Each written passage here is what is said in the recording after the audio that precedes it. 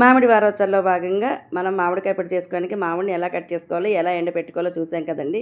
ఇలా గలగలలాడితే ఎండిన వాటిని మిక్సీ చేసుకొని స్టోర్ చేసుకోవడమేనండి. ఇది చాలా కాలం ఫ్రిడ్జ్లో అయితే ఉంటుందండి. ఎన్ని ఇయర్స్ అయినా పాడవదు. బయట మాత్రానికి కొంచెం కలర్ అయితే చేంజ్ అవుతుంది. దీనికి ఎక్కడ పురుగు పట్టడం కానీ బూజు రావడం కానీ ఎక్కడ జరగదండి. ఎన్ని ఇయర్స్ అయినా వాడుకోవచ్చు. మనం మామిడిని నిల్వ చేసే అన్ని పద్ధతుల్లో కల్లా ఇది శ్రేష్టమైన పద్ధతి అండి. ఎందుకంటే ఎక్కడ ఉప్పు కలవదు, ఎక్కడ తడి తగలదండి దీనికి. మనం డీప్ ఫ్రిడ్జ్లో పెట్టుకున్న వాటిల్లో కొన్ని మనం ఎక్కువ రోజులు వాడకూడదు, కానీ కొన్ని కారణాల వల్ల వాడతాము. తప్పదు కాబట్టి అది కొంచెం తక్కువ వాడుకొని ఇది మనం ఎక్కువ యూజ్ చేసామనుకోండి మన ఆరోగ్యానికి కూడా శ్రేష్టమండి. ఇప్పుడు ఇది ఎలా యూజ్ చేయాలంటే నేను 2 కప్పుల్లో ఒక్కొక్క స్పూన్ వేశాను.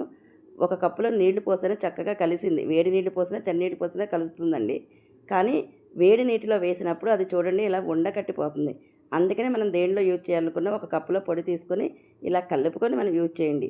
మనం అన్నిట్లోకి యూజ్ చేయొచ్చండి. సాంబార్, పులుసులు అన్నిట్లో వాడచ్చండి.